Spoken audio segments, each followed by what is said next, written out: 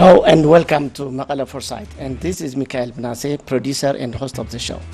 Here in the studio tonight is Getachew, Reda, Executive Committee member of the Tigray People's Liberation Front, TPLF, to bring us up to speed with the latest dynamic developments in our country. Getachew, Reda, welcome to the show. My pleasure. Thank you. So we have finally come to the cut-off date, to the expiry of the term of the federal government. So people know usually what to do with things that have expired. What will be the fate, or rather I would rather say the status of the federal government, the cabinet of ministers, and also the two houses of parliament? It's very simple. As things that expire, as we do with things that expire, could be beverages, it could be food stuff and all that. The cabinet has expired. The House of People's Representatives has expired. The House of Federation has expired because their mandate was for 5 years. No amount of maneuvering, no amount of propaganda is going to change the fact that these organs were elected for 5 years. So, like I said, they have expired, and there is no way you can resuscitate stuff that has expired, that has gone dead. So, can we say that the federal government is overstaying its welcome as of today?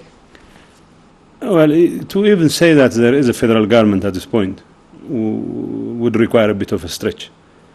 There is no federal government. There is a federation, certainly. Federation in the sense that, we're not used to making a fine distinction between state and government. So the government, which technically was elected for 5 years, has all but lost its legitimacy. But the state will and should continue. The federation will and should continue. Although I would say the government that has now expired has done everything in its power to make sure that the federation doesn't survive the government. But it will remain for us, for the nationalists of the country, who are of course repositories of the very promises in the Constitution to try and salvage the Federation, but the House of Federation, the House of People's Representatives, and the Cabinet, the Prime Minister, the Deputy Prime Minister, and all those political appointees whose lease on life exclusively depend on their having been elected for a 5-year term, have no legitimate authority whatsoever to exercise, much less any claim to be in charge of a complex country such as Ethiopia. So the doctrine of nullification, which in some countries with federal arrangement says that any state could suspend within its boundaries the operation or implementation of any decision or law that it deems inappropriate or outside the Constitution. We are even talking not about the unconstitutionality of the laws, but of the bodies that enact the laws. Yes. Well, once you deem a body unconstitutional, every utterance it makes, every statement it makes, every proviso it comes up with is ipso facto unacceptable, illegitimate.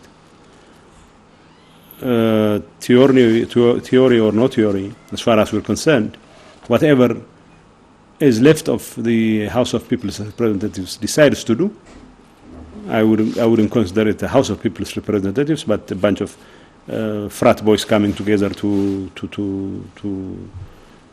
celebrate what they had experienced in the past. But whatever they decide to do, it's absolutely unacceptable. So Tigray, I would not speak for other regions, but at least Tigray as a region would not countenance any move, any decision, any resolution, any diktat from either the former Prime Minister or the former Cabinet or the former House of People's Representatives, the House of Federation, no matter how stubbornly they cling on to their previous mandate. Abiy Ahmed's group also blames the newly elected government of Tigray as being unconstitutional. So is this my word against your word kind of blame game? Well, it's even worse than that, I should say. Abiy and company have had legitimacy issues from the get-go. Now that the 5th of October, what little is left of that legitimacy is gone down the drain, for Abiy and company to blame Tigray state government of being unconstitutional when the Tigray regional state has the backing of millions of Tigrayans who passionately waited behind lines, waited 4 hours on end to cast their ballots to elect their government. And it's a strange twist of irony that people who are in the business of postponing elections so they can stay on forever have the audacity to blame people who had the courage to bring themselves to their fate to the ballot box as unconstitutional. It's strange, but strange things happen. So what shape will the relationship between the national, regional, state government of Tigray and the already just expired government, federal government, will take? And also the relationship between some of the federal institutions like the Ethiopian Defense Forces and the group in power? Well, the cabal in power, or the cabal in Aratkulo, I would say, will continue stubbornly to claim that it is the legitimate authority in the country. As I have gathered today, they had some freak show being played out on TV, where they apparently convened what they called was a joint session of both houses, where the president apparently was painting rosy pictures about the past, which flies full in the face of the reality on the ground. Obviously, it's an insult to the people of Ethiopia, trying to tell them that the pain they have suffered the last couple of years didn't exist, telling them that the challenge they have faced were not just were just chimera. I mean, were probably figments of their imagination and all that. But like I said, they would do everything in their power to maintain stubbornness in the face of changing circumstances. But what is going to be our relationship? For us, we want to make a fine distinction between state and government. The government has all but collapsed. It has collapsed, in fact, absolutely collapsed. So there is no cabinet, there is no House of People's Representatives. They have outlived their mandate, as simple as that. So a bunch of people who still want to come together as members of cabinet, they are entitled to their illusions, but that's, as far as we're concerned, they can physically come together and praise each other to the skies. But that doesn't make them a government. But there is a state, the federation, the Ethiopian state should and will continue. Well, at least we wish it to continue.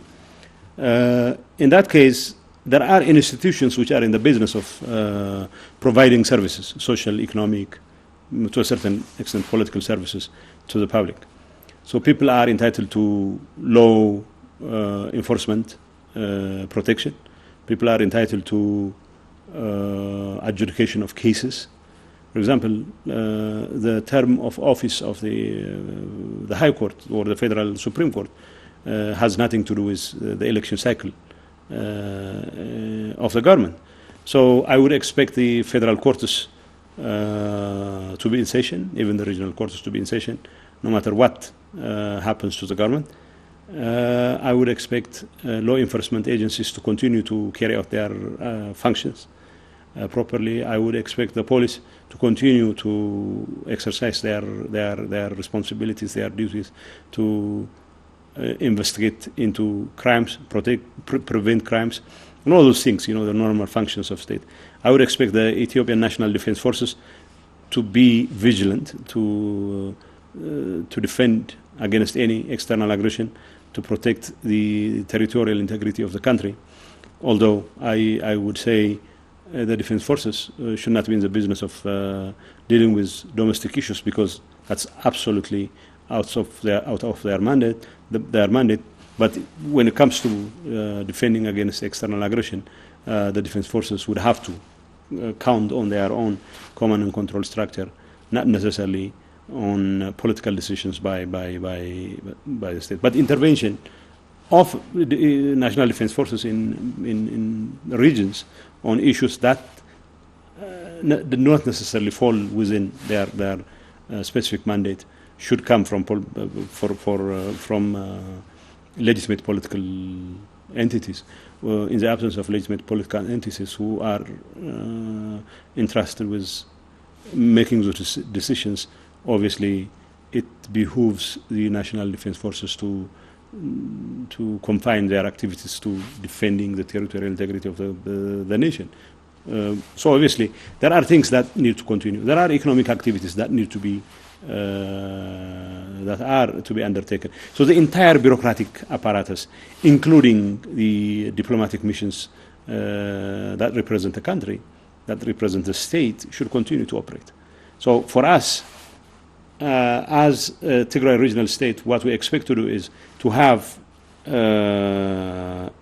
every sane, normal relationship with the bureaucratic apparatus that is entrusted with discharging day-to-day state functions, while at the same time withdrawing whatever support, whatever legitimacy there is, because it has lost its legitimacy.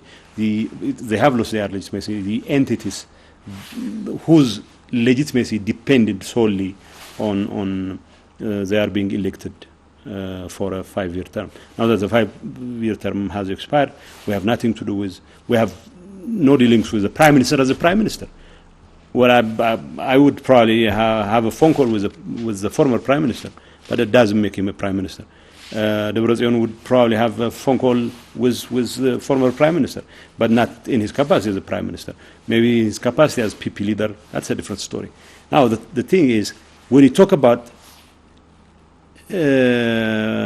telling them point blank that they have lost their legitimacy, it doesn't mean that they would take that kind of assessment seriously. It simply means that, to all intents and purposes, you consider them absolutely illegitimate, and your dealings with them is going to be dealt with accordingly. So, with a continuing mandate is the president, because constitutionally she has one year left, and today during the joint session she said, despite I think she has more time left than 1 year. Oh, is that okay? Sorry, I stand to be corrected.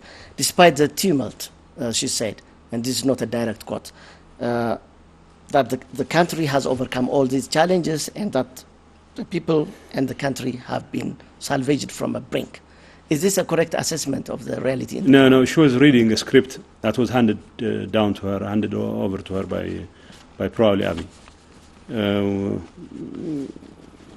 I hate to say this, but the president, whom I know was a very good public servant who served her country in excellent fashion, has now been subjected to a situation where she has to parrot words that fully fly in the face of the reality on the ground. It's very unfortunate. In fact, I was hoping that she would excuse herself and say to the abuse of the world that now that it wasn't their mandate, it was probably appropriate for them to agree to a sort of negotiated outcome, a dialogue, a national dialogue of sorts that would bring the country out of the impasse. What she was reading out in public, it's not that just it wouldn't hinder her to the public, which is quite obvious, but it also would paint a very ugly picture of the president, which, like I said, having known her for a long time, well, as far as I know, was more or less an upright person. But it's very unfortunate. She was probably talking about some utopia, not Ethiopia, because obviously the kind of picture she was painting about my country fly full in the face of the reality on the ground. She also said that there is a need for determined action to ensure the rule of law. Necessarily may not be her stand, as you just said. Well, but what possibly can the government do that it has not done so far? There is no government. There is no government. I don't know why you are referring to it as a government. I'm telling you, there is no government. So the president was talking about something she should have probably talked about a year ago, or probably 7 days ago. So we have no government. At least we have no federal government. We have a regional government in Tigray.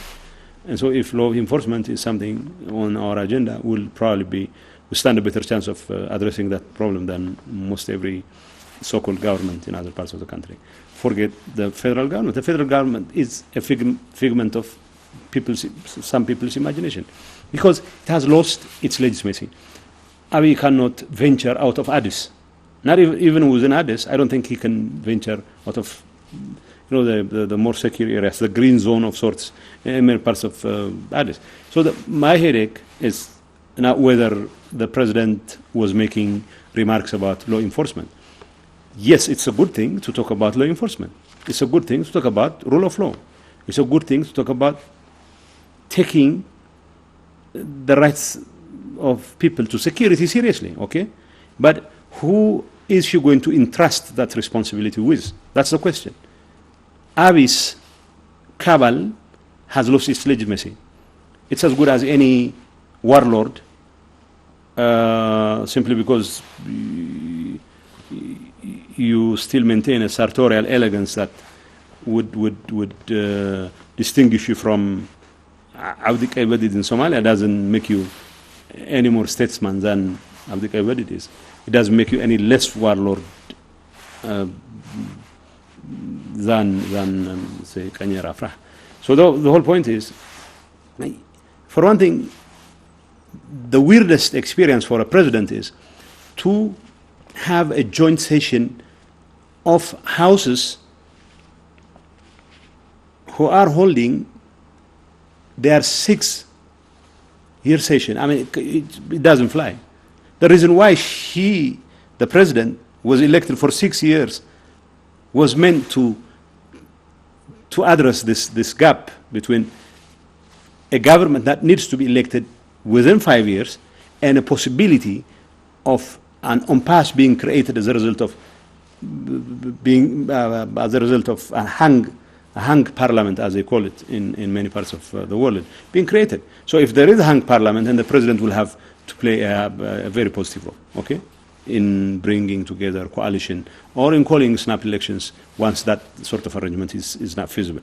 Now, the reason why you kind of made a mistake that it was her last I was referring to the communist term was, before her, President Mulatu didn't finish his term because Abiy didn't have much use for President Mulatu.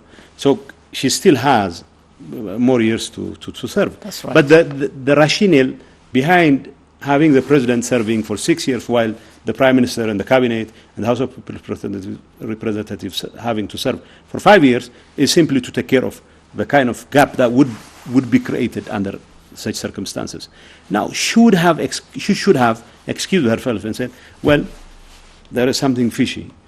I'm not a constitutional lawyer, but obviously there is a need for the reason why we need to have an independent, a neutral sort of president is because they should be able to speak truth to power, whatever power means at this point in time.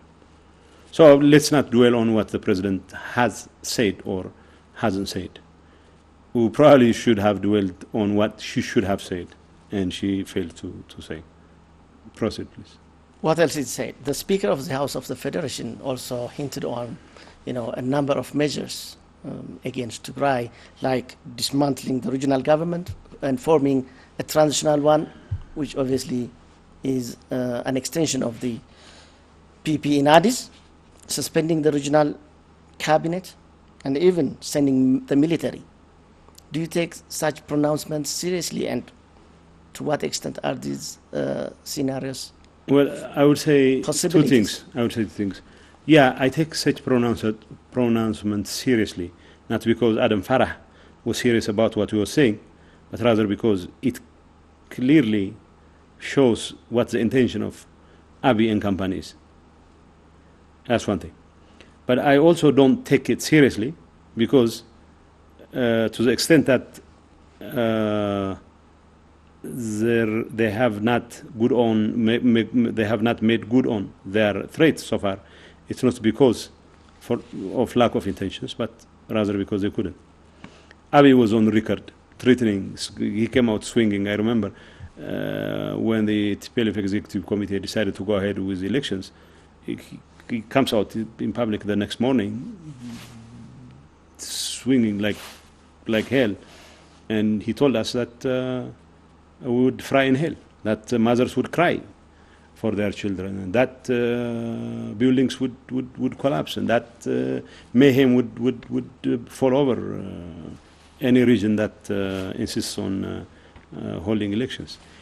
It was strange in more ways than one, that a prime minister who was touted as a reformer, who came to office to undertake reforms, postpones elections using flimsy excuses, and then comes out in public against a region that insists on holding elections. And that's the strangest thing. But he was not just threatening to use force. He was telling the mothers of Tigray to exhort their children so that unless they will suffer the consequences. Let's fast forward. Abiy has making threat after threat. So it's not for lack of intention that those threats didn't materialize. It's mainly because there are consequences to them. So yes, I take the threats seriously, but second, I don't also take the threats seriously, because for us what matters is what we do in Tigray. Abiy is busy killing his Oromo brothers and sisters, and he wants them to believe that pacifying or stabilizing Oromia is a cakewalk. And then his next objective is, once he pacifies Oromia, once he deals with the South, once he deals with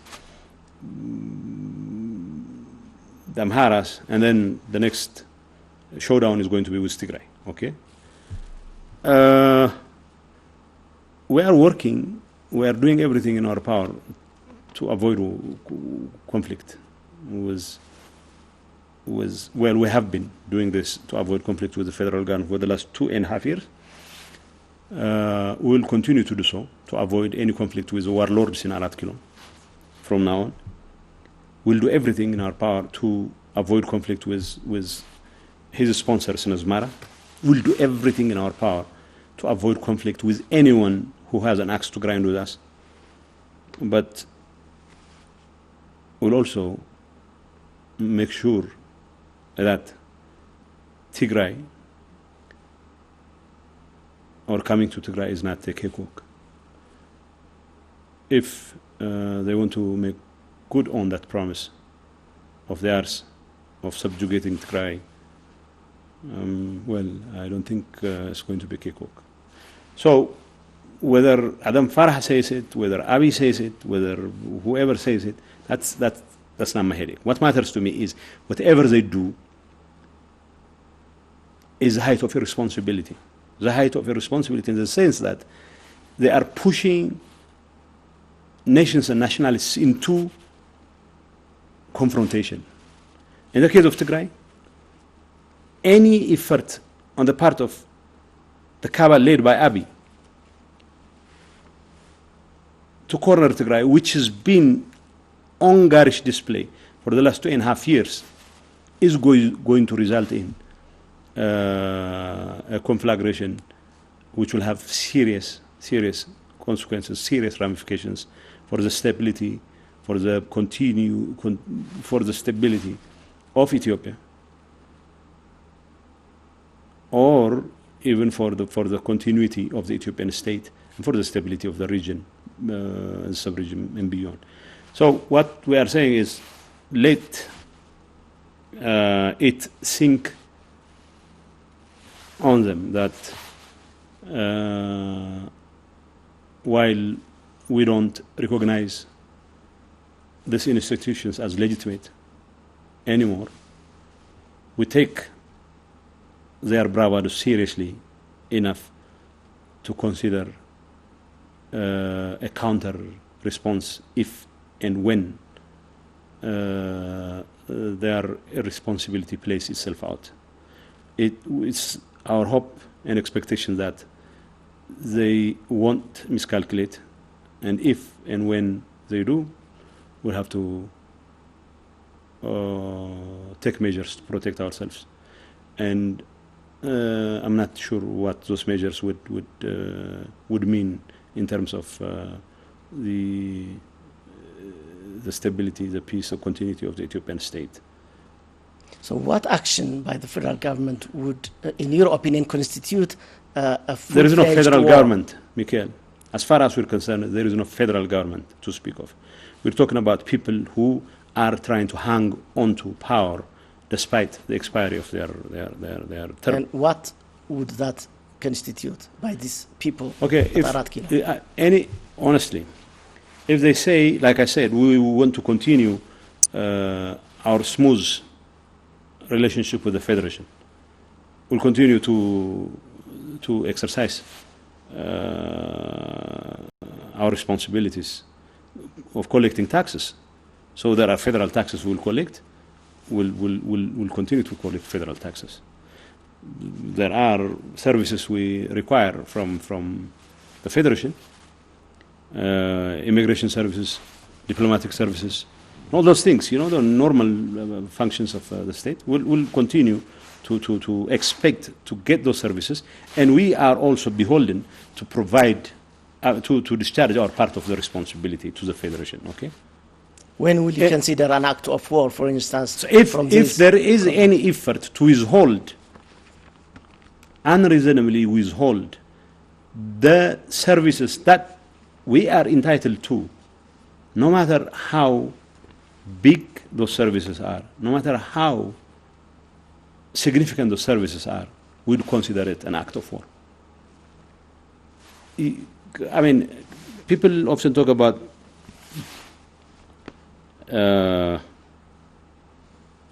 blockade of roads, highways. It has been in place for quite some time now. But because we really care about the Federation and the continuity of the Ethiopian Federation, the Ethiopian state, we've been using alternative routes. And any effort to sabotage those alternative routes, that's an open declaration of war. Any effort to tamper with transport services, that we would consider a declaration of war. Because it shouldn't depend on Abiy Ahmed.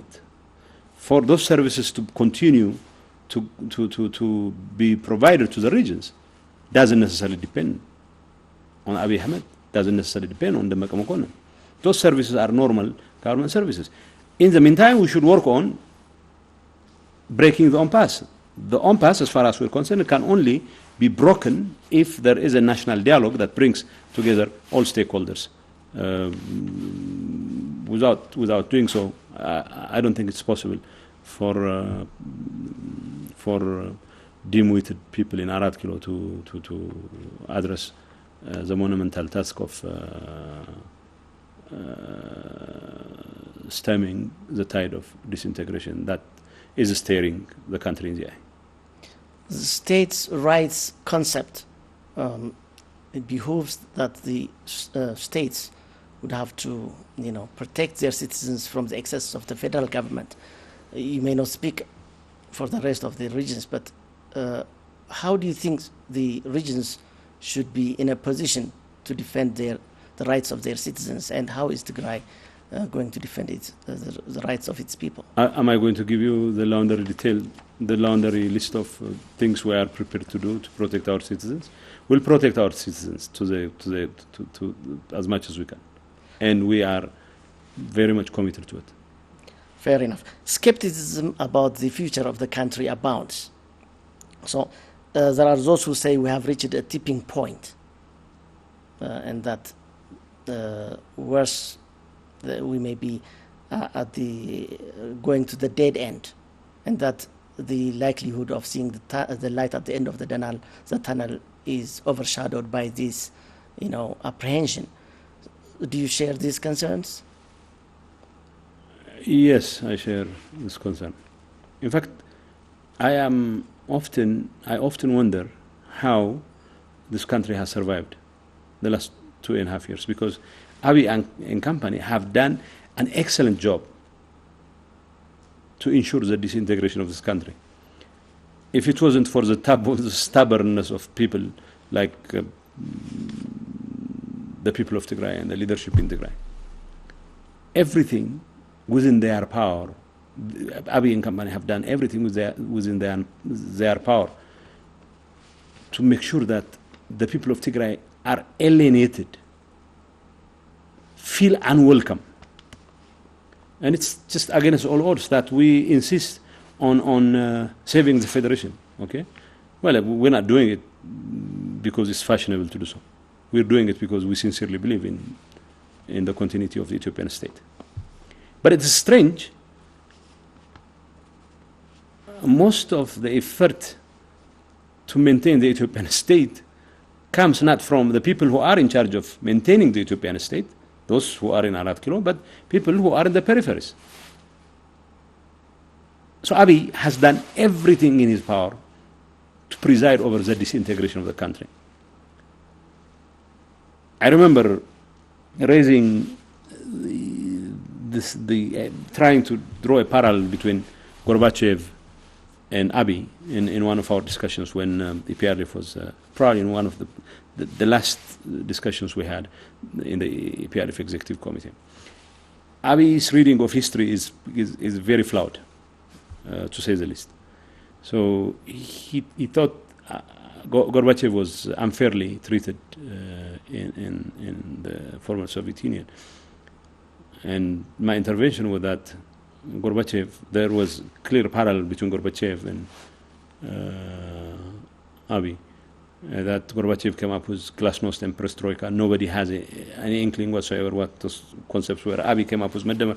Abiy doesn't have any clue about Medamar, because his concept of Medamar, I remember my example was, would equate both, would put on the same plane Ambacho Makonnen and Asamano Tsege. The victim and the villain would still be part of the Medamar movement. And second, Gorbachev tried to dismantle the Communist Party, which had been in power for 70 years, although the parallel is unfair. And then he didn't want to work with the PRDF.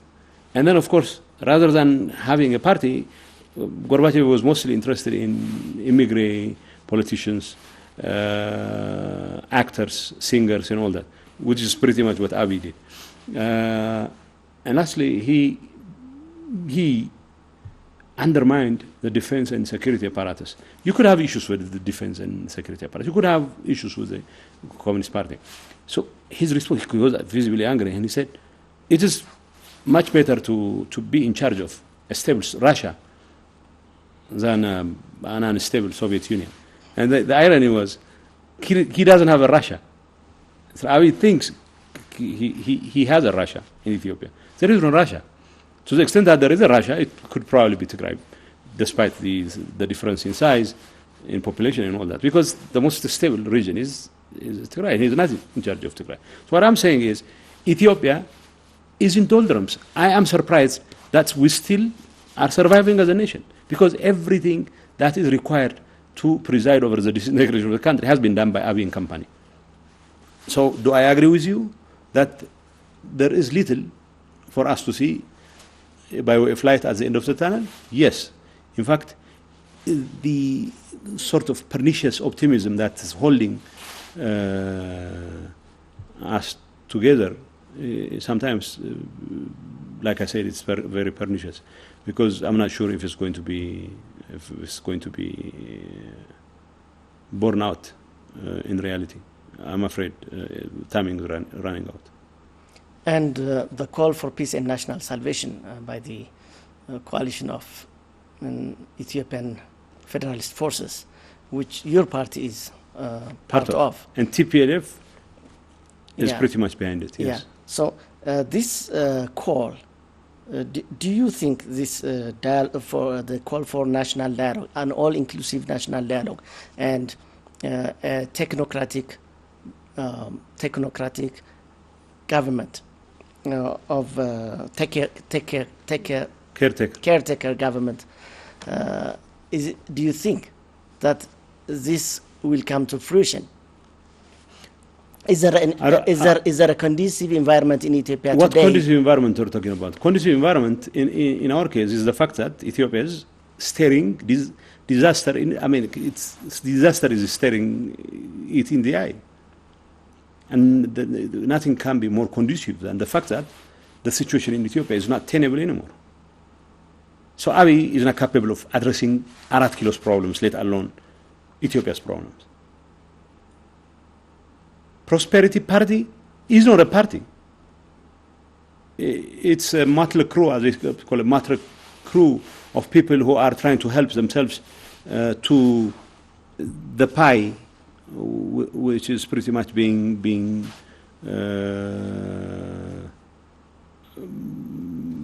stolen here and there. And the Prosperity Party is people who are biding their time to line their pockets with ill-gotten money and all. And it's not a party. They demolished the PRF structure. PRF has never been a saint. The PRF has had more than its fair share of its problems. That I grant you. But at least PRF is an apparatus that goes all the way from the center, the federal center, to the cavalry levels. Prosperity Party doesn't have that structure. So it cannot reasonably expect to be in charge of pacifying the nation. It cannot reasonably be expected to assume that it is capable of addressing the problems. The only magic wand there is in Prosperity Party is in the unbridled ambition of the former Prime Minister, the chairperson or president of Prosperity Party, Abiy Ahmed. Abiy Ahmed would have you believe that I have a vision, Ethiopia will not disintegrate, and that's all there is to the promise. That's all there is to the promise that Ethiopians are being treated to. Why would I trust Abiy Ahmed when I cannot, in saving the nation, why I cannot trust him in saving a small institution that he was entrusted with? There are tons of things that clearly show that the people at the helm are not capable of doing anything at all. So not as such in leading this national dialogue, but as being part of the national dialogue. Do you have a partner in Abiy or in his party? No, honestly, I personally think that I cannot say they shouldn't be part of the process. I know the Prosperity Party is a bunch of rascals who are busy lining their pockets with ill-gotten money. But for the purpose of argument, I would say anyone who has very decent expectation of what they can do in this process could and should be part of this process. To say that I see a partner in Abiy would absolutely negate the very assertions I was making about his leadership, that he has miserably failed as a leader. And the national dialogue we are calling for is not something that should be subject of debate. It is the only alternative, the only way forward, as simple as that. The only people who are burying their head in the sand are Abiy and company. As simple as that. The rest of the world is unanimous when it comes to the need for national dialogue. So some quarters, especially the centrists, accuse the the federalist forces of being violent ethno-nationalists bent on breaking the federation, and especially also Tigray of trying to break away from the federation and forming its own government. What do you say to that? We have already formed our government. We're not for secession. The so-called centrist forces you're talking about are assimilationists who want to lord it over all of us. And if they really believe they are for a united Ethiopia, they have nothing to show for it. Everything they do, everything they say belies their claim that they are for Ethiopia. For them, it's about bringing Ethiopia back to the times when one language, one culture used to be the lingua franca, one culture used to be the defining elements. Tigray has a culture. The Oromos have their own culture too, their own language too. There are kinds of things. I mean, the centrists are people who see danger in diversity. That's not as if that's not worse enough. They see not subscribing to their absolutely unrealistic, in fact, dangerous ideal as anathema to the concept of Ethiopia. So, if they tell you TPLF is secessionist, they are lying through their teeth. If they tell you they have a vision for Ethiopia, they are lying through their teeth, because their vision for Ethiopia is a vision in which the rest of the population, all nations, most of the nations and nationalities will be second-class citizens, okay? So if the assertion of one's cultural right, the assertion that one is entitled to speak their language is considered secessionist, so be it. Ethiopia cannot survive unless it fully respects and protects the rights of nations and nationalities to have full access to their rights to culture, their freedom to exercise their culture, to develop their language, culture, to administer themselves, to govern themselves, and to exercise their self-government rights in their own language and all that. These are the kinds of things Canadians exercise. These are the kinds of things even Americans exercise. And these are, in plain language, fugitives from reality. They don't want to come to terms with reality. And it's very unfortunate that I don't have much advice to offer or to proffer to people who are everything but ready to come to terms with the reality. What Abiy Ahmed is doing to Ethiopia seems to be exactly what Isaias Afwerki of Eritrea has been doing all along, putting the whole country under the army, under the iron fist of the army. Also, was the change of currency, expropriation of people's money, limiting withdrawals, all these. What next? I don't want to speculate, but one thing I want to say is, it's very unfortunate that a 40-something-year-old so-called reformer who was entrusted with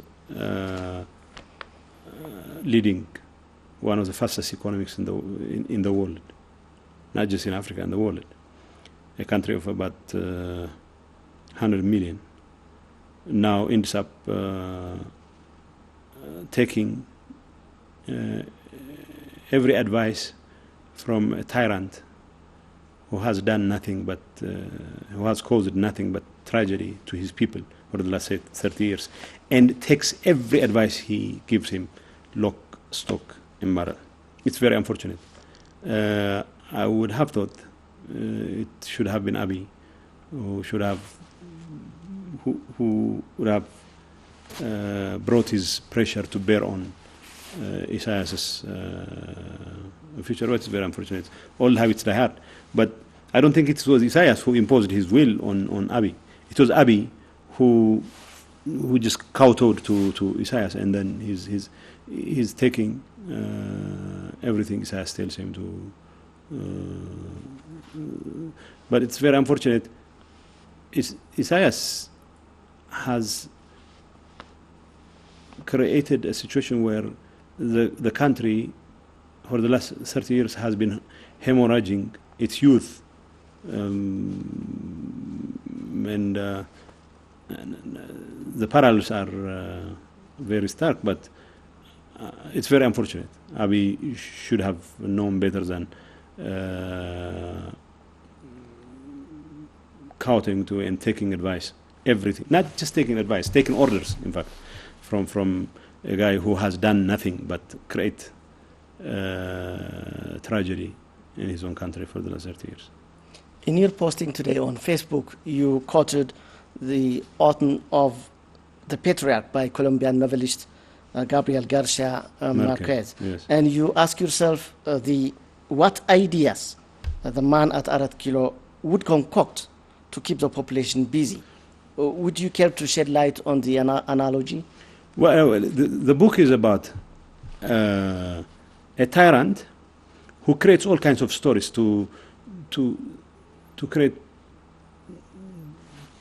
an impression in the public that he is like a superhuman sort of entity. Well, I'm not going to go at length explaining the story. But the strangest thing is, when he dies, people have difficulty accepting the fact that he's dead, because for them he was no ordinary mortal. The part I quoted is a story where he keeps creating programs like sweeping, could be tree planting, could be anything. People get busy about something, the end of which nobody has any clue whatsoever about. And you keep people busy from thinking about serious matters. Abiy, in his limited capacity, intellectual capacity, has been successful for the last 2.5 years to keep us busy from thinking. I mean, I pride myself on being capable of thinking about things. But looking back on it, the last 2.5 years, I've been thinking, as it were, mostly about a guy whom I know is not particularly capable of thinking seriously about serious things. Okay, so my I wouldn't say I wasn't serious when Facebook posts are not particularly serious, but what I was musing at was, what would be the next drama? Nobody, you look back, from day one, he's been concocting drama after drama. And then people, as he himself once remarked, have short memories. And then one drama leads to another drama, that another drama leads to yet another drama.